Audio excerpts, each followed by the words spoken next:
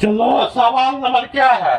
प्रश्न वाली एक के क्या बी है ना, एक का बी एक में दिया गया है रिक्त स्थानों को पूर्ति करे, है ना। तो सवाल एक में दिया गया है धन पूर्णांक। धन का मतलब होता है प्लस में होना चाहिए। क्या चीज में? प्लस में। धन पूर्णांक p अभाज्य होगा यदि p में केवल और से भाग लगेगा। मान लीजिए p है जो धन पूर्णांक क्या है? अभाज्य संख्या है। तो अभाज्य संख्या का रूल क्या है? अपने आप है ना, वो संख्या जिसमें अपने आप से या स्वयं से या एक से क्या लगता हो, भाग लगता हो, उसे हम क्या कहेंगे? अभाज्य संख्या। तो अपने आप से भाग लगेगा कहने का मतलब p से भाग लगेगा और एक से ही क्या लगेगा? भाग लगेगा। उसी को हम क्या बोलते हैं? अभाज्य संख्या। सवाल नंबर 2 में कहा जा रहा है कि डॉट डॉट संख्याओं को अभाज्यों के गुणनफल के रूप में लिखे। तो कह रहा है ऐसा कौन संख्या है जिसका गुणनफल होगा? क्या होगा? गुणनफल है ना। तो गुणनफल होता है जिसका ऐसा संख्या जिसका कम से कम क्या 2 गुणनफल हो या 2 से अधिक गुणनफल हो, उसे हम क्या कहेंगे?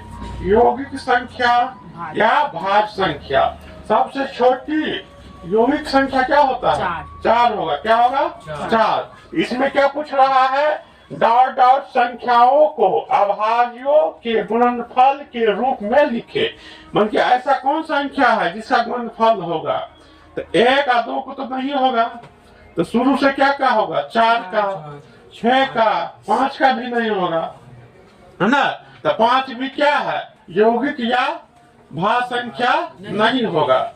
देखो भाज्य संख्या या यौगिक संख्या किसे कहते हैं? कहेंगे वो संख्या जिसका कम से कम 2 गुणनखंड या इससे अधिक हो, उसी को हम क्या कहेंगे?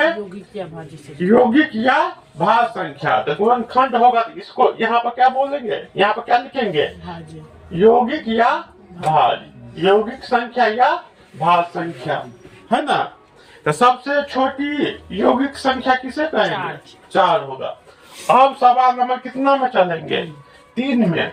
3 में कहा जा रहा है 2 पूर्णांक और a और b अभाज्य संख्या है यदि मौस ए बी तो क्या होगा?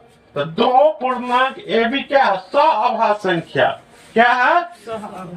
अभाज्य संख्या का मतलब होता है कोई भी कॉमन संख्या उसमें, है ना, कोई भी कॉमन संख्या एक के अलावा ना हो सके। जैसे हम लेंगे 9 और किसको? 12 को, तो कहेंगे 9 और 12, बीच में कहेंगे ऐसे करके मान के चलो, देखिए कॉमन 9 और 12 को अभाज्य संख्या ये होगा नहीं, क्योंकि 3 से भी 9 भी कटेगा और 12, इसलिए इसका मौस क्या हो गया? 3। इसलिए इसका अभाज्य संख्या ये नहीं होगा। कहने का मतलब अभाज्य संख्या वो संख्या होता है जिसके 2 संख्याओं के बीच मौस हमेशा क्या होना चाहिए? 1 होना चाहिए। क्या होना चाहिए? 1। जैसे 15 और कितना? 7 या 16। 15 और 16 ये दोनों में ऐसा कोई संख्या है कि दोनों संख्या को क्या कर विभक्त कर सके? ऐसा कोई संख्या याद नहीं है। सिर्फ होगा तो 1 होगा, है ना। किसी भी अभाज्य संख्या को मान हमेशा मौस कितना होगा? 1 होगा। कितना होगा? 1। यहाँ पर क्या हो जाएगा? क्या हम भरेंगे? यहाँ पर क्या भरेगा? अभाज्य संख्या क्या होता है? हमेशा 1 होगा। इसके मौसों के बीच हमेशा संख्या क्या होगा? 1 होगा। अब नीचा में दिया गया है मौस इतना और मौस बराबर क्या होगा? यहाँ पर तुम क्या भर सकते हो? 48।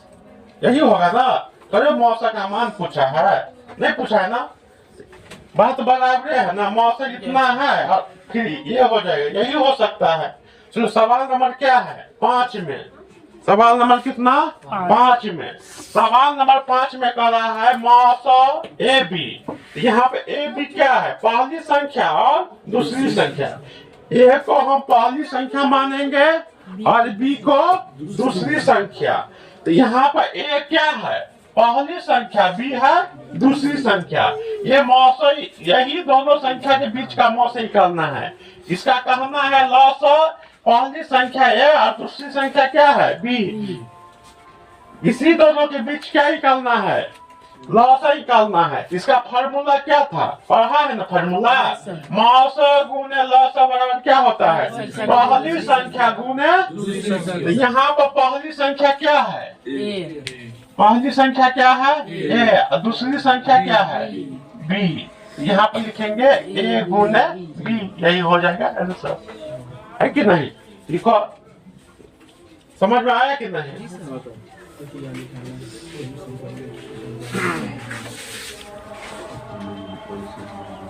फिर आया पूरा।